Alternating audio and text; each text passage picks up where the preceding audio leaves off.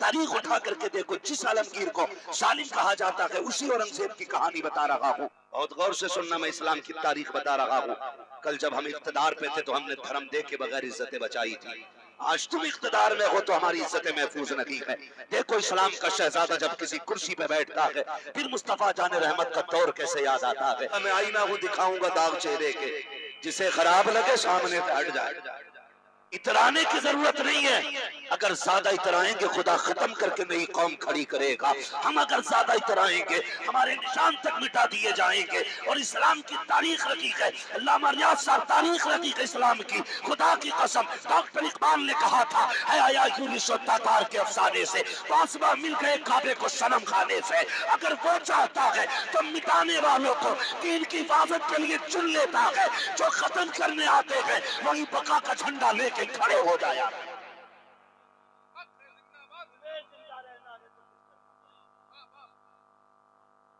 रहने के लिए कुछ करना पड़ेगा। हाँ, कम से कम कुछ तो करो। पर तारीख पढ़ाई गई, हैरत हुई, दिल दुखा, कहने लगे औरंगजेब जो था ना बड़ा जल्लाद था और बड़ा जालिम था। ये हिस्ट्री पढ़ाई गई। जाओ आज भी बनारस की मस्जिद जाके देखो, जो औरंगजेब आलमगीर के नाम से बनी खड़ी है। ये मस्जिद किसी सऊदिया के लाल ने नहीं बनाई थी, ये एक पंडित की बेटी ने बनवाई थी, क्योंकि उसने औरंगजेब आलमगीर का चेहरा देखा था। हाँ, बुरा ना मानिएगा, ये कड़वी सच्चाई है। आज भी बनारस के अंदर मस्जिद मौजूद है, आज भी मौजूद है। आपने सुना होगा पंडित लाला राम की बेटी शकुंतला हसीनो महजबी, और उसी बनारस के अंदर जो कोतवाल था इब्राहिम नाम, जो औरंगजेब आलमगीर के दौरे खिलाफत में वो कोतवाल था, बड़ा याश तबीयत का मालिक था। वो टहलने निकला, ये पंडित की बेटी निकली, नहा करके इसकी निगाह पड़ गई। उसने फौजियों से कहा बताओ भाई ये किसकी बेटी है, पता करो। इस पे दिल आ गया। बहुत गौर से सुनना, मैं इस्लाम की तारीख बता रहा हूँ। कल जब हम इख्तिदार पे थे तो हमने धर्म दे के बगैर इज्जतें बचाई थी। आज तुम इख्तिदार में हो तो हमारी इज्जतें महफूज नहीं है। देखो इस्लाम का शहजादा जब किसी कुर्सी पे बैठता है फिर मुस्तफा जाने रहमत का दौर कैसे याद आता है। तारीख उठा करके देखो, जिस आलमगीर को जालिम कहा जाता है उसी औरंगजेब की कहानी बता रहा हूँ। उसी के दौर में जब शकुंतला पर इब्राहिम लोधी का दिल आया था, इब्राहिम का दिल कोतवाल का दिल आया था। जब उसका दिल आया उसने कहा था मुझे ये लड़की चाहिए, पैगाम भेज दिया था मुझे इसको बीवी बनाना है। जब ये बात पंडित के दरवाजे तक पहुंची, मैं बहुत तफसील के साथ नहीं मुख्तसर अंदाज में बयान कर रहा हूँ, तो उदास हुआ पंडित। बेटी बेटी होती है, बाप का उतरा हुआ चेहरा देखा, कहने लग जाती अब्बा रोज 2 रोटी खाते थे, आज रोटी का पहला लुकमा हलक में कैसे अटक गया, क्यों पानी के जरिए लुकमा उतारा गया है। बाप की आंख में आंसू आ गए। कहा बेटी यहाँ का जो कोतवाल है उसकी निगाह तेरे चेहरे पे पड़ गई है, उसने अपनी दुल्हन बनाने का ऐलान किया है। उसने कहा फिर परेशान क्यों हो। कहा एक मुस्लिम कोतवाल हमारी बेटी को दुल्हन बनाएगा, वो बेटी हमारी इज्जत चली जाएगी। मैं बड़ा परेशान हूँ, मैं बड़ा परेशान हूँ, क्या करूँ। कहा जाओ बाबा बात करो जा करके। गया पंडित उस कोतवाल के दरबार में। कोतवाल ने कहा सुन भाई पंडित, तेरी बेटी पे दिल आ गया है, अगर उसको दुल्हन बना के मेरे घर नहीं भेजा पूरी खानदान की मैं गर्दनें कटवा दूंगा। घर आया दौड़ करके, बेटी बड़ी बात हो गई है, गर्दन काटने की बात की है। यहाँ के कोतवाल ने चलो ऐसा करते हैं दरिया में कूद के जान दे देते हैं। बच्ची ने कहा बाबा अभी जान देने की जरूरत नहीं है, सुना है मुसलमानों का एक बादशाह है जिसे औरंगजेब आलमगीर कहा जाता है, दिल्ली की जामा मस्जिद पर हर जुमे को सबकी फरियाद सुनता है, एक बार मुझे जाने की इजाजत दी जाए। उसके दरवाजे पर दस्तक देती हो, अगर वहां न सुनी गई फिर मौत को गले लगा लेंगे। खुदा की कसम ये तारीख उठा करके पढ़िए, कहाँ तक तारीख का चेहरा बस करोगे आप, कितने चेहरे बदलोगे तारीख के। जिस पत्थर को उठा के देखोगे उस पत्थर के नीचे हम नजर आएंगे, जहाँ उठाओगे जमीन खोदोगे वहीं से हम निकलेंगे। ये तारीख हमारी रखी है, यूं ही लाल किला महफूज रखी है, यूं की कुतुब मीनार बाकी नहीं है, यूं ही हम आज तारीख के अंदर अपने ताजमहल की बातें नहीं करते हैं। सुने प्यारे बच्ची ने अपने बाप से कहा, अब्बा जी मुझे एक शहजादे का, मुगल शहजादे का लिबास ला के दे। बाप ने कहा क्या करना है बेटी? कहा ये न मुझसे लिबास ला के दीजिए। बाप ने ला के दिया, घोड़ा दिया, बच्ची निकली पहन के शहजादे का लिबास, घोड़े पे बैठी जब चला, सफर किया उसने।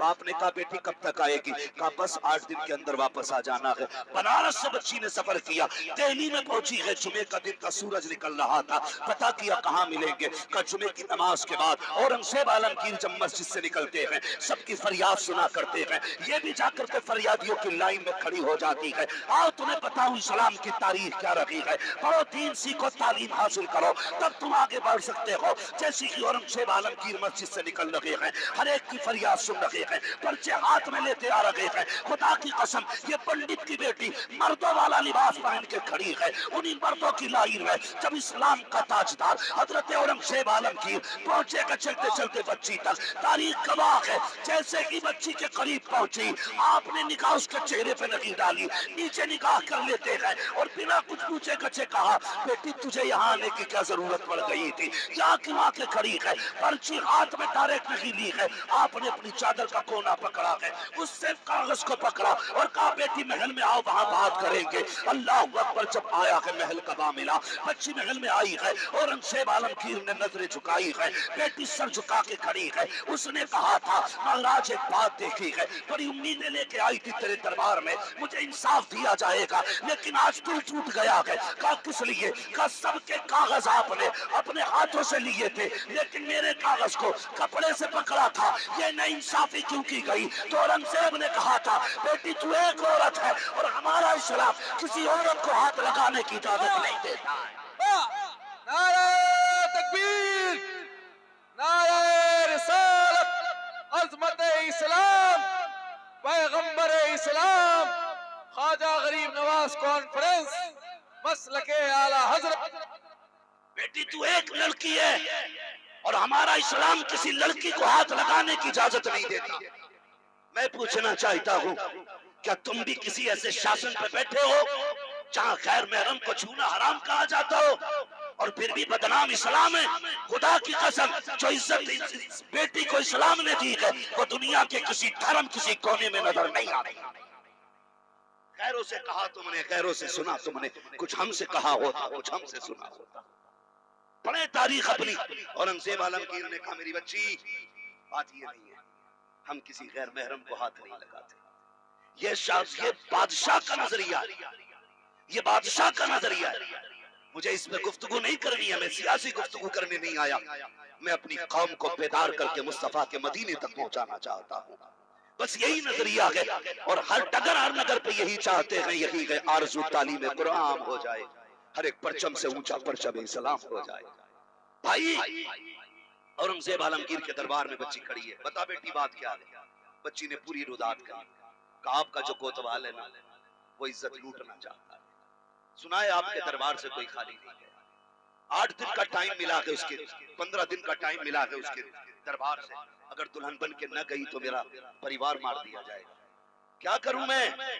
औरंगजेब आलमगीर ने कहा जैसा मेरा कोतवाल कहता है वैसा ही किया जाए, जैसा मेरा कोतवाल कहता है वैसा ही किया जाए। ए बाबू कहां जा रहे हो आप? इधर आओ, कुरान शरीफ भिजवा दीजिए, रखवा दीजिए, आप बैठो बैठो, सारी महफिल आपके लिए सजी है। असल दूल्हा तो आज आप हैं, हमें तो आपके सदक़े में बोलने का मौका मिला। कुरान शरीफ जरा पहुंचा दे जरा, थोड़ा सा चलें आगे, तवज्जो है, कहते जरा या रसूल अल्लाह, सुनेंगे थोड़ी देर। ये हमारा प्रशासन, ये बहुत अच्छा इंतजाम, हालांकि परमिशन जो भी थी जहां तक थी, ये इनकी एक महानता की दलील है कि अभी तक हमारा प्रोग्राम आगे तक चलता जा रहा है। हाँ बस तवज्जो करें, बस थोड़ी देर गुफ्तगू मुलाहिजा फरमाएं, तवज्जो कहते जरा या रसूल अल्लाह, जोर से बोले। औरंगजेब आलमगीर ने क्या कहा? बोले जैसा मेरा कोतवाल कहता वैसा किया जाए। बच्ची का दिल टूट गया, बड़ी हसरतें लेके आई थी, हो सकता फरमान जारी होगा हम सर कलम करें। नहीं बेटी हम फौजी भेज रहे, उन्होंने तो कह दिया कि जैसा मेरे कोतवाल ने कहा वैसा किया जाए। बच्ची रोती हुई वापस लौट आई। घर आई, बाप ने जल्दी से पूछा क्या कुछ काम बना? कहने लगी अब्बा, जो बादशाह है ना उसने ये कहा है कि जैसा मेरा कोतवाल कहता वैसा किया जाए। बाप की चीख निकल गई, बेटी मैंने कहा था कुछ नहीं होने वाला, चलो नदी में कूद के जान दे देते। बनारस की बात है, इसी नदी में जान दे देते, इज्जत तो बच जाएगी। बच्ची ने कहा नहीं अब्बा। कहा क्यों? कहा जब उस बाबा ने ये कहा है ना जैसा मेरा कोतवाल कहता वैसा किया जाए। उसने कहा मुझे दुल्हन भी बनना है, मुझे डोली में भी बैठना है। कहा बेटी इज्जत चली जाएगी। उसने कहा अब्बा जितनी देर में दहली में रही थी उसने मुझे 3 बार बेटी कह के आवाज दी थी, 3 बार मुझे बेटी कहा था। और जो कोई मुसलमान किसी को बेटी कह देता है कभी उसकी इज्जत लुटने नहीं देता है। मुझे वही करना है जो उसने कहा है, आगे क्या होगा ये वो जाने। जब बात आ गई शादी वाले दिन की, दुल्हन बनी, बैठी डोली में, चलने लगी डोली, बाप रो रहा था इज्जत चली गई। जब ये डोली उठ के ना उस इब्राहिम कोतवाल के दरवाजे पे पहुंची, उसने कहा डोली रख दो। कहा क्योंकि आज मैं अपने हाथ से खैरात लुटाना चाहता हूँ। खुश था, मगन था बूढ़ा खूसट, इस चक्कर में था जवान लड़की मिल गई है, अय्याशी का उसको नशा चढ़ा था। उसने कहा रखो डोली, और उसके बाद सोने के सिक्कों के तश्त लाए गए। वो यूं उठाता बखेर देता, भिखारियों लूटने वालों की लाइन थी। जब लोग उसकी खैरात लूट रहे थे, उसी जमात के अंदर एक पुरानी चादर ओढ़ करके शख्स आगे बढ़ा। उसने कोतवाल के आगे हाथ फैलाया, कहा मुझे भी कुछ दिया जाए। उसने कहा नीचे इतने सिक्के पड़े हैं, उठा क्यों नहीं लेता है? आने वाले ने कहा मैं अलग किस्म का सवाली हूँ, मैं फेंके हुए नहीं उठाता, मेरे हाथ में दिया जाए। जब इतना कहा है, उसने जैसी सिक्कों की मुट्ठी भरी है और फकीर के हाथ पे हाथ दिया है, फकीर ने कलाई थामी, एक हाथ से चादर उतारी। तारीख गवाह है, चादर के नीचे जो चेहरा नजर आया वो औरंगजेब आलमगीर का चेहरा नजर आ रहा। नारे तकबीर, नारे रिसालत, फैज़ाने औलियाए किराम। औरंगजेब आलमगीर का चेहरा कांप गया। कोतवाल हुजूर आप कहने लगे तुझे क्या लगता है हुजूर का गुलाम मसनद पे बैठा हो और तेरे जैसे कुत्ते औरत की इज्जत पे नजर उठा ले? तुझे नहीं पता हमने मदीने वाले का कलमा पढ़ा है। हाँ, उसके बाद कहा 2 हाथी लाए जाए।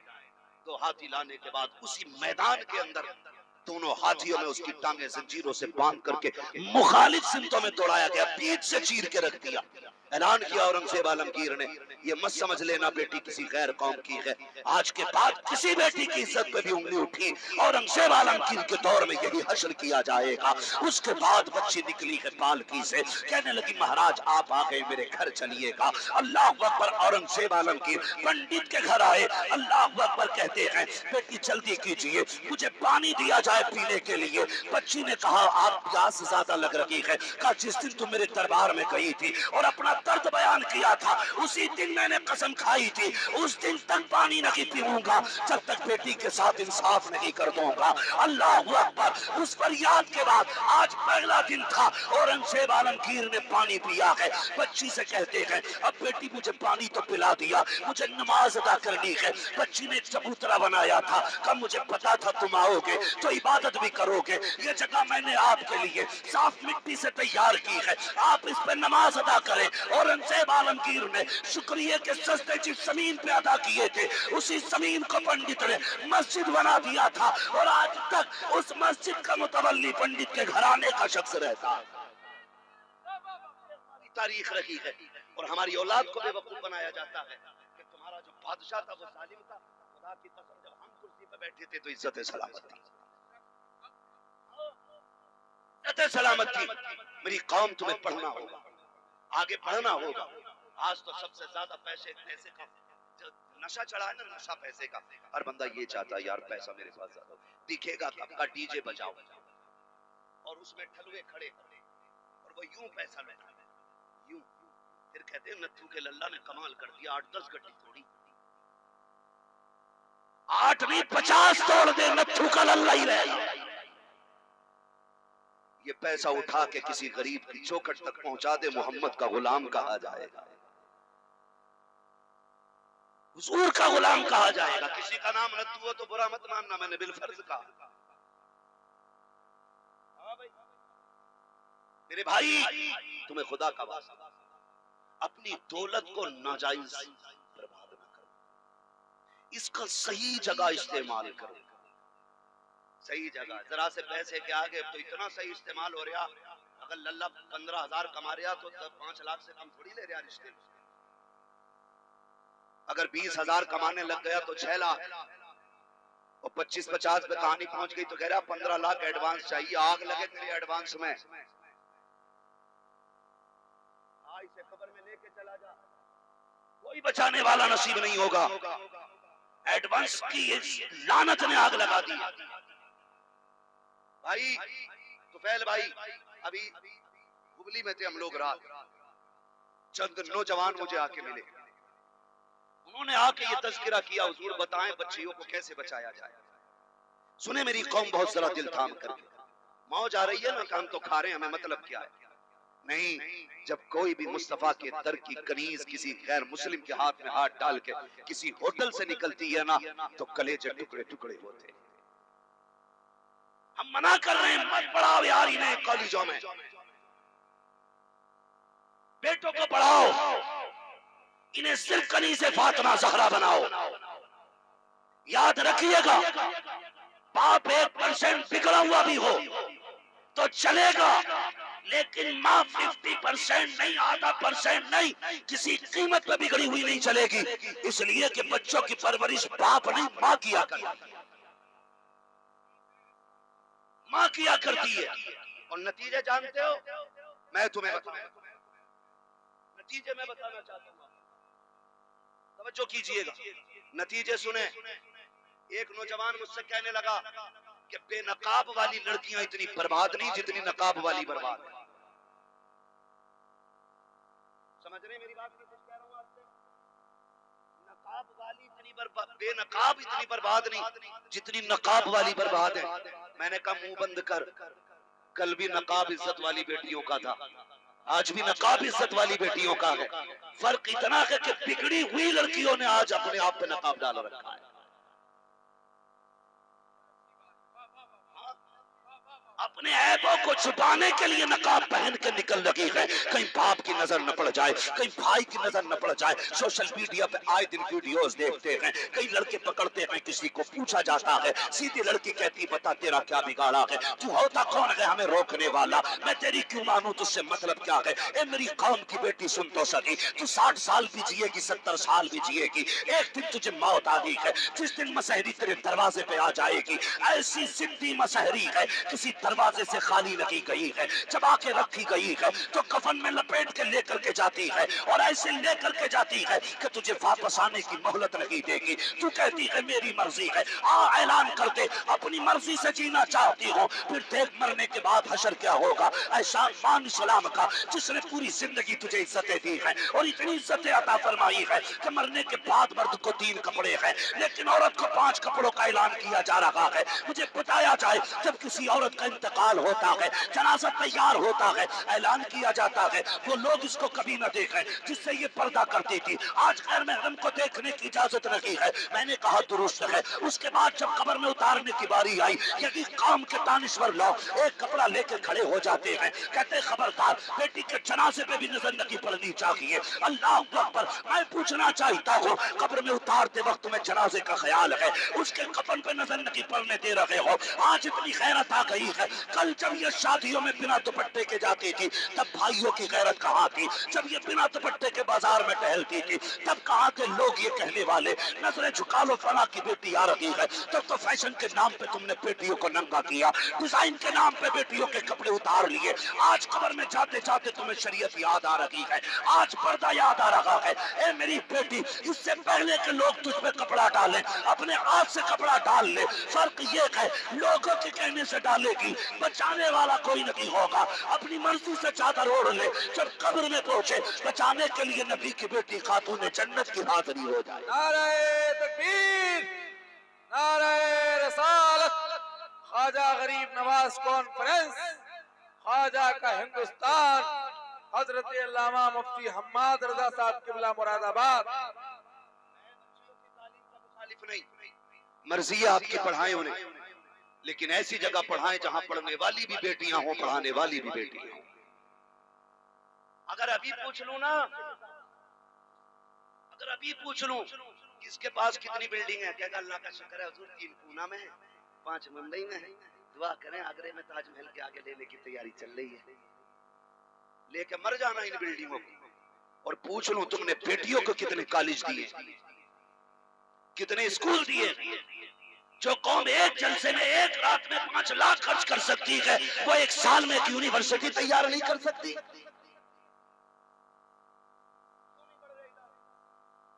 इसलिए कि अब्बा खुरपा चलाता था तो उसने बेटे के हाथ में खुरपा ही दे दी। बाप गली गली में चादरें बेचता था तो 7 साल के बेटे को साइकिल में बिठा के चादर बेचना सिखा रहा है। तुम्हारी धूप में कटी है, कम से कम बेटों के हाथ में कलम दे दो, बच्चों को किताबें दे दो।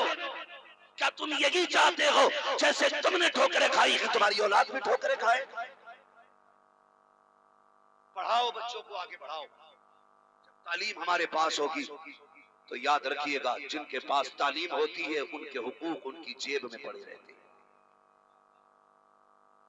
याद रखिएगा। मैं कोई बहुत ज्यादा बड़ी बात ऐसी नहीं कह रहा हूं जो इतनी बड़ी साइंसी तौर पे मैंने बात कह दी हो कि आपकी समझ से भरा होगा। हाँ, मैं आपको जो बताना चाहता हूँ, पढ़िए।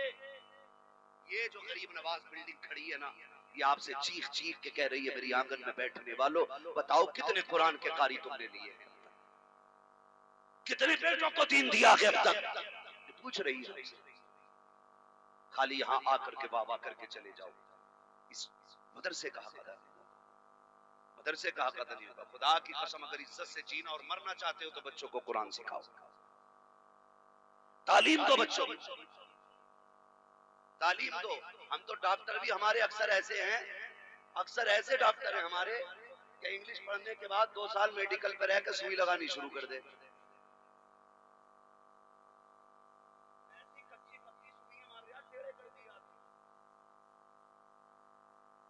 कोरोना में तो इतने सारे मरीज बना दिए थे, कई के ऐसी वैक्सीन लगाई अब तक बेचारे टेढ़े चलने का गाली था। मतलब आप टेढ़े नहीं चल रहे, कई सारे लोग।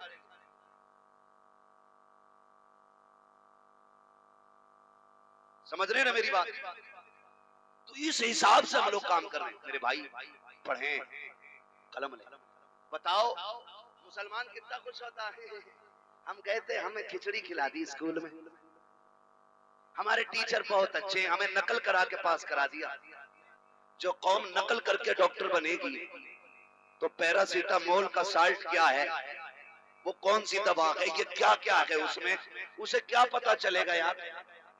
अगर कम पढ़ा लिखा इंजीनियर होगा तो पुल और बिल्डिंगें तबाह होंगी, कम पढ़ा लिखा डॉक्टर होगा तो लोग मरेंगे, कम पढ़ा लिखा मौलवी होगा तो ईमान जाएगा। इसलिए मेरे भाई मुकम्मल तालीम हासिल करें और दुनिया को सिखाएं और दुनिया को ये बताएं हम हुजूर के गुलाम, हुजूर के गुलाम हैं। ये पूरी दुनिया को बताएं। इस इदारे ने 3 हाफिज कुरान दिए हैं। अल्लाह इस इदारे को दिन दुनी रात चौगनी तरक्की अता फरमाए। ये 3 बच्चे आज दूल्हा बने हैं, अल्लाह इनके माँ बापों की उम्र में बरकत अता फरमाए, इनकी नस्लों में बरकत अता फरमाए। बस यूं समझ लीजिए हजारों साल नरगिस अपनी बेनूरी पे रोती है, बड़ी मुश्किल से होता है चमन में दीदा पर पैदा। अल्लाह ताला हम सब की हाजिरी को कबूल फरमाए। फरमाया गया महबूब फरमा दीजिए, जानने वाले और न जानने वाले बराबर नहीं है। इल्म सीखिए और नस्लों को आगे बढ़ाइए। वमा अलैना इल्लल बलाग। सारे लोग कलमा शरीफ पढ़ लीजिए, ला इलाहा इल्लल्लाह।